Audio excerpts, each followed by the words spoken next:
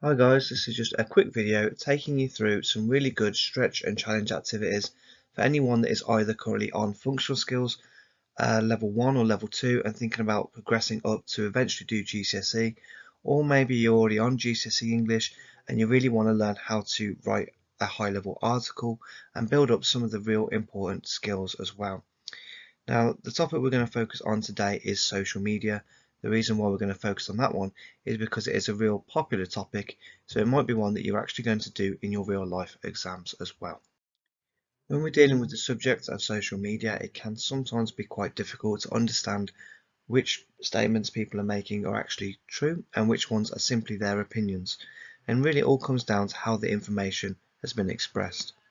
So if you're not too sure what we mean by a fact is very simply something that is true, and whether you can actually support this claim based on experience or deeper knowledge as well.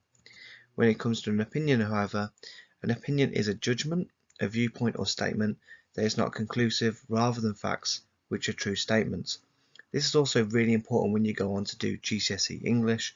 Understanding someone's viewpoint is really important in terms of how they're expressing their thoughts on a given topic, such as social media. Look at the statements below and organise them into fact or opinion. So we're going to look at a number of different statements now. I'm going to read through each of them, and I just want you to decide whether each of them is a fact and which of them is actually an opinion. So the first one then. Mobile phones can often be very expensive and cause stress for parents. Number 2. It has been proven that having a mobile phone can be distracting and cause problems in relationships. Number 3. Teenagers spend too much time on their mobile phones. Number 4. Viral videos made some people rich, famous and successful. And the final one. Social media has only ever caused pain and suffering. So a good thing to think about when you're looking at these statements is reading them very carefully. Think about the kind of language that they've used. Think about whether you'd really consider it to be a fact or simply someone's opinion. What we're going to do now is we're going to go ahead and we're going to look through the answers. So if you need to pause the video here and spend more time going over it, please feel free to do so. Class feedback. Check your answers against the ones below. So you can see here on the left hand side we have our facts, and on the right hand side we have the opinions. So the first one then, mobile phones can often be very expensive and cause stress for parents. This is a fact, and if you actually look very carefully about how it's been phrased, it goes on to our teacher's top tip here. The difference between facts and opinions are about how these have been phrased. We need to look carefully at the word choice, and that helps to deepen our understanding. So again, if we look at the first one, mobile phones can often be very expensive and cause stress for parents. And it's this word often, or can be often, very expensive. Now that actually tells us that sometimes it is expensive, but sometimes it isn't expensive. It really depends on the mobile phone and the status of the individual who is buying it. The second one then, it has been proven that having a mobile phone can be distracting and cause problems in relationships. Now, at the start of this sentence, it's very clearly said that it has been proven. Now, this is a fact. Ideally, what we'd like to see is then a statistic, so some actual physical numerical data to back this up, or you could even go further and give us a source, so say who has actually come up with this research or this data. The final one then for the facts.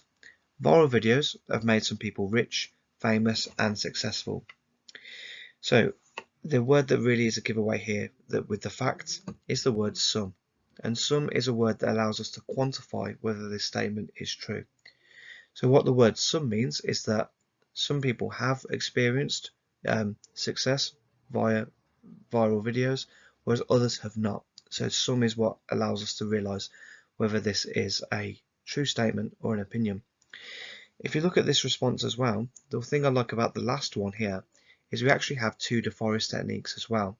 Now, if you remember when we think about creating really effective writing, especially for things like writing an article, you need to use things like deforest techniques. So we have alliteration there with viral videos, which is repeating the letter V in both instances.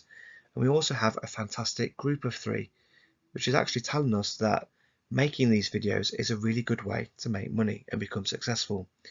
So the group of 3 then is making people rich, famous and successful. There's 3 strong ideas as well about why viral videos can help you in your life. The opinions then, only 2 of the statements were opinions. So teenagers spend too much time on their phones. Now this is a very kind of typical opinion of an adult or a parent. But not all teenagers are going to spend a long time on their phones. It really does depend on the individual. Next one then, social media has only ever caused pain and suffering. Now it is true that there is some extent of social media causing some pain and some suffering, but it isn't the overall effect. Not everyone who's experienced this has actually gone through this same kind of thing. If you'd like to stretch and challenge yourself, I'd like you to think about how does this apply to expressing your own viewpoint on a topic. Are facts and opinions important when you're producing your own article and your own piece of writing? Now what we're going to do is we're going to have a look at an extract and we're going to use this information to test our comprehension skills. Now while we're reading through it, it's really important that you skim and scan the information so that you then can apply it to the questions that follow. So the first thing you might notice from this extract, if we look at the organisational features here, we can see that the text has been laid out in the form of an article, and a real clear way to understand this is to look at the organisational features. So it's used things like a headline. In videos can make you millions, and it's also used as subheading as well, carving your own path.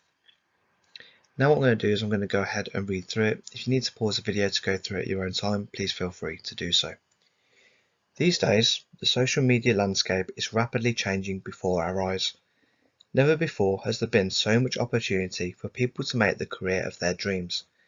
Anyone can become a millionaire as long as they have access to the internet and a smartphone. Carving your own path. Do you have a passion? Is there a topic you know better than anyone else?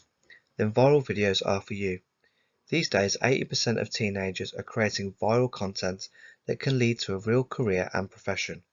Creating content allows us to break away from the limitations of traditional education and find our own version of success. Quickfire questions. Test your comprehension against the questions below. So now we're going to have a look at just 5 quick questions just to see how well you understood the article. If you need to go back at any point, please feel free to do so as well. So number 1, look at the following words. Which one best represents the tone of the article? So we have concerned, enthusiastic and pessimistic. If you're not too sure what these words mean, it's a good idea to use your dictionary skills and to look them up. This is a very typical thing that you'd be expected to do within functional skills, and the broader range of vocabulary that you understand is just going to benefit you that much more further on down the line. Number 2, identify a quotation to justify your answer. So for example, if you said that the person was concerned in the actual article that we just read, then you'd have to find a quote or a piece of the article that justifies that point of view. Number 3, according to Text A, what 2 things do you need in order to become a millionaire? Number 4, what is meant by the term carving your own path? So this is a very typical question that you get for both level 1 and level 2 functional skills, because what it is asking you is to demonstrate your understanding of English language. This is a very typical kind of English expression or idiom that is used in our day-to-day lives. Number 5, identify where the writer has used a statistic to show the importance of viral videos. Now what I'm going to do is go ahead and we're going to go back through some of the answers. Class feedback. Check your answers against the ones below. So for number 1, the tone of the article is enthusiastic. This means that the writer is clearly showing a passion or a love for the topic of viral videos. Number 2, a quotation that demonstrates an enthusiastic tone is, never before has there been so much opportunity for people to make a career of their dreams. Now, even though this is the example that I've used, it's not the only answer that would have been acceptable. As long as you're given a quotation that expresses the tone that you expressed for the first question, then you'd still get a mark for this response. Number 3. According to the article, the two things needed to become a millionaire is to have access to the internet and have a smartphone. Number 4. The phrase, carving your own path, means to take control of your own future. Number 5. The writer has used a statistic in the line, these days 80% of teenagers are creating viral content. In the assessment, you'll have to interpret different viewpoints. This is also something that's very important if you're going to go on to level 2 functional skills and also GCSE English language as well. So you can understand a writer's viewpoint by doing the following things. The first one then is interpreting the tone of the writing. And if you think back to the task that we've just completed, that was the very first question that we had to do when we looked at the article. The next thing you can do is identify the methods used in the extracts. When we're talking about methods, we mean things like the language techniques or the deforest techniques, whatever kind of things the writer has actually used to get their point of view across. Identify the word class used with the key words. So in order to actually understand someone's viewpoint, especially someone's viewpoint if they're from England, we don't always necessarily express how we feel directly. Sometimes it's indirect. Sometimes you need to read between the lines to actually get a full understanding of how they feel about a topic. So you need to focus on a word. Tell me, is it a verb, a noun, an adjective, or an adverb? And try to think, what do you associate with that word? What does it tell you? What is the broader meaning behind that specific word that the writer has used? And lastly, explore the connotations of key words and why the writer has chosen them specifically. Again, that feeds back into what I was just saying. Just think about when we say the connotations, it's what do you associate with those words? What do they make you think of? Because the writer has chosen those words for a specific reason or purpose. Text B has been taken from a parenting blog. As we read through it, I'd like to think about how does the information that's expressed here, how do the viewpoints being expressed compare to that of the text that we've just read in text A. So now when we look through the blog, you might be able to notice here that it's a little bit different to how an article is actually expressed. With a blog, it's going to read almost like a text message chain. So the first thing here is that one person has logged on and they've posted a message to the board, and it might be a question or concern they have regarding parenting, and they're going to go there for advice, and other people are going to join in the conversation. So the person speaking here then is Mommy Forever, and she says, "Hi, does anyone else know what the deal is with this TikTok thing? My 10-year-old is obsessed with it lately, but I don't really understand what a TikTok actually is." So we have a reply then. So someone called DadJokes83 says, "Hi Mummy Forever, I get what you mean. My 12-year-old is just the same. Apparently 90% of kids these days are on the bloody thing and it drives me up the wall. Mostly TikTok is just about making funny videos to share with your friends. If you're worried, however, you can use the parental settings on the app." The next thing you'll notice is that once reading the message from DadJokes83, Mummy Forever has actually then posted her reply. So that's a very typical thing that you might get at a blog or an internet forum as well. So Mummy Forever says, "Thank you.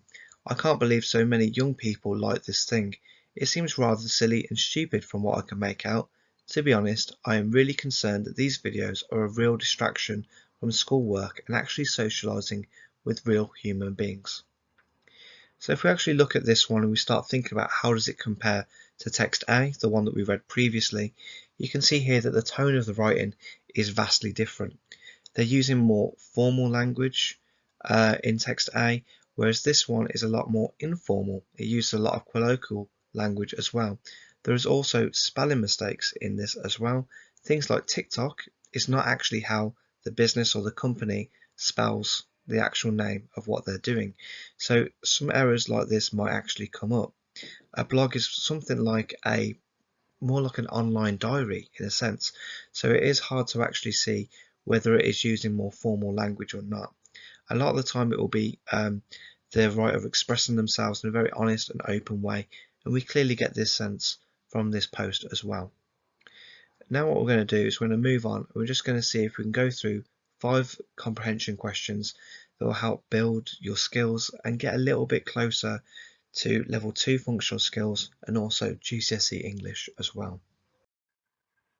Group 5 questions. Check your comprehension against the questions below. So the same thing as we did last time, then we're going to have 5 questions just to test your understanding of what we've just read. The first one says then, look at the following words and identify the one that best describes the tone of text B. So we have concerned, excited and aggressive. Number 2, the same as we did last time, I'd like you to try and select a quotation that helps support this answer. Number 3, identify a DeForest technique used in both text A and text B. If you're not sure what we mean when we talk about DeForest techniques, these are the key language techniques that are often used in persuasive writing. If you're still not that sure about them, would like some extra revision on them, then please do check out our other videos to go into those in more detail. Number 4. Text B has been wrote using informal language. What is the technical term for this? And number 5.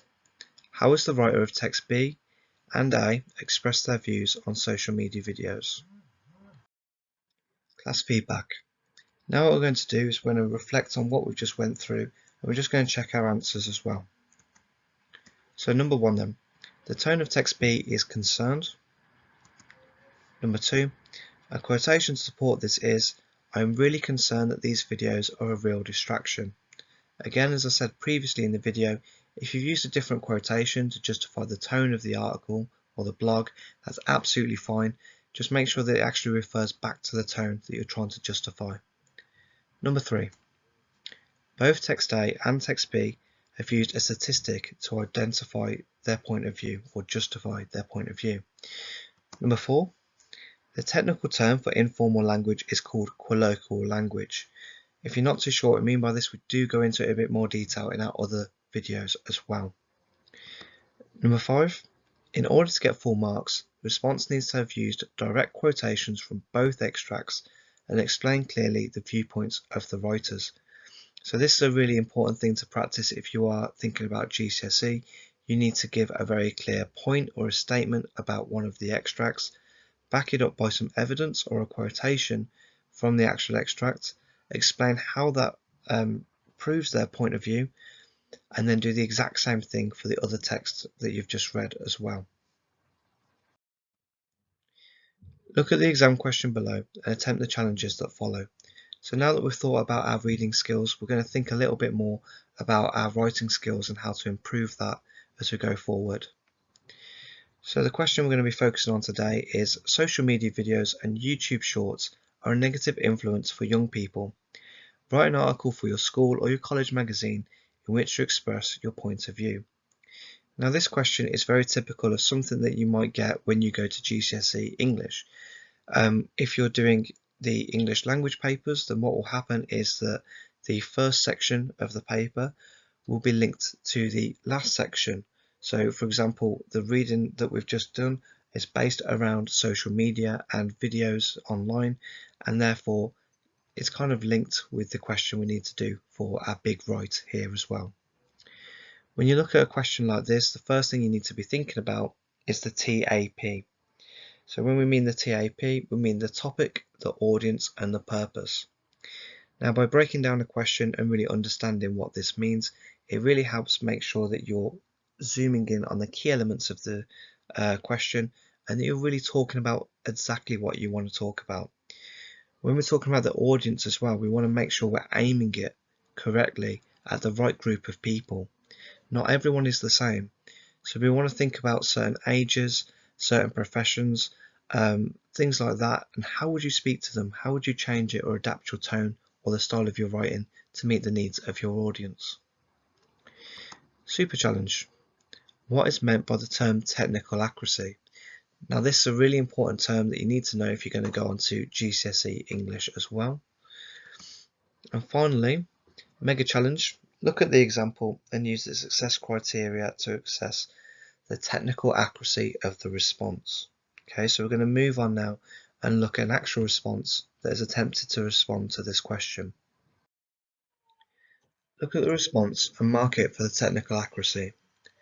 So if you look on the right hand side then, what we've got there is we've got a success criteria. Now these are the things that we're going to mark against our response, okay? So if it meets these kind of things, then it's a good chance it's going to be awarded a good mark just for the quality of the technical accuracy. So in order to achieve a high mark for technical accuracy, you need to use a wide range of punctuation with a high level of accuracy. So if you're only using things like full stops and commas, these things are considered quite low level forms of punctuation, and you need to think about using things like colons, semicolons and brackets as well, which we also call parentheses. Use standard English consistently and appropriately. Have a control of grammatical structures.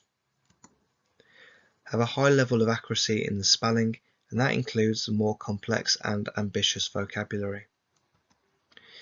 So now what we're going to do, we're going to have a look at the response that's going to appear on the left hand side.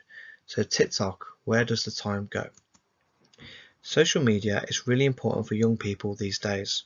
It has a massive impact on their lives as it allows them to communicate more effectively, find alternative methods of employment, and engage in fun and exciting videos. Viral videos. TikTok and YouTube Shorts are really popular these days. Over 2 million new videos are uploaded every day. This might sound impressive, however, are they beneficial to us? Do they help young people and teenagers to use their time effectively? A good habit to get into when you're assessing your own work and you're going to look for your own technical accuracy is to actually do it in a reverse order. So if we do that now, we look at the bottom of the response, you can see there that the word effectively has used a rhetorical question. Not only is this a DeForest technique, it's also a good range of punctuation, so it's going to impress the examiner. When we get further over the line and we look at the sentence, do they help young people and teenagers? And teenagers has been used with brackets or parentheses, and this has been used to add extra information. So again, this is a different form of punctuation, so it's likely that they'll get a few more marks for this as well. They've used another rhetorical question in beneficial to us, and look at that word beneficial. It is quite a difficult word to spell. So in terms of the actual success criteria that we have on the right hand side, you can see there that it actually has been able to spell quite a complex word effectively. A good rule to get into your head is if you're not sure if a word you've used will be impressive or will get you a high mark, think, is there something that could confuse a lot of people? Are there multiple letters repeated in it? Does it not spell the same way as if you were to read it phonetically? Phonetically means, does it sound the same way as it is spelled? If not, it might get you a few extra marks when you use it in your response. If we think about the punctuation, and again we're just thinking about the second paragraph here at the moment, we've used an exclamation mark after every day, and we've also used a semicolon. Now these are traditionally quite difficult for a lot of learners to use. We use a semicolon when we're trying to link two separate ideas together, and you need a slight pause, one that you wouldn't get normally with a comma, might be a little bit too short, so you want to use a semicolon to lengthen it instead. So it says TikTok and YouTube Shorts are really popular these days. Over 2 million new videos are uploaded every day. And a good way to test if your semicolon's been used properly is, does the first part of the sentence make sense by itself, so before the semicolon, and does the bit that comes after it make sense as well? And if that is the case, you've used it appropriately. For the first paragraph then, we can see there that they have used full stops and commas. Again, those are fairly low level punctuation, but still very important. And it's also used a colon after. It has a massive impact on their lives as it. Now, a colon is another tricky one to use, and it's a real good one to use because you can use it to demonstrate a list. Now, the candidate here has used it to illustrate a list of the things that viral videos have allowed people to do. So what I'd like to do is just look through the response and see if you can decide how well this is done in terms of the technical accuracy. Use the success criteria and then think about how can you apply this when it comes to producing your own response. Now what we're going to do is we're going to think about the previous response that we've just went through, and we're going to use that and apply what we've learned in that response to attempt the exam question below. So again, it's the same one that we looked previously at in the video. So social media videos and YouTube shorts are a negative influence for young people. Write an article for your school, college or magazine in which you express your point of view. We've got the same success criteria that you need to include as well then. So just for this question, just for the practice, we're only really going to focus on the technical accuracy. When you come to a proper exam, of course, you need to think about the other elements, so your deforest techniques and things like that go into it. But just for this practice, for the purpose of this video, we're just going to focus on the technical accuracy. So we're going to use the same points that we just looked at then. So use a wide range of punctuation with a high level of accuracy. Use standard English consistently and appropriately. Have a control of grammatical structures. And have a high level of accuracy in the spelling, including complex and ambitious vocabulary. Now this is a really good thing to practice, because if you think that your technical accuracy isn't great, it's always good to go back and review and see if it can be improved as well. If you're still struggling, do go back and visit the previous parts of this video and use part of that response to get you started.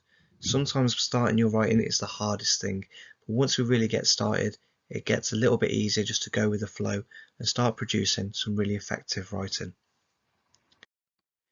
If you need any additional support, then new videos will be added every single week. Alternatively, you can leave us a comment and we'll try and get back to you as soon as possible. Please like and subscribe, because we do add new videos all the time. If you can't find anything that you like on our channel, please do check out our partner channel, Bookworm Teaching, for more lessons and guidance on all things English. I hope you found this video helpful and informative, guys, and please do let me know if you need any help with anything in the future. All the best with your revision and your work going forward. Thanks, bye.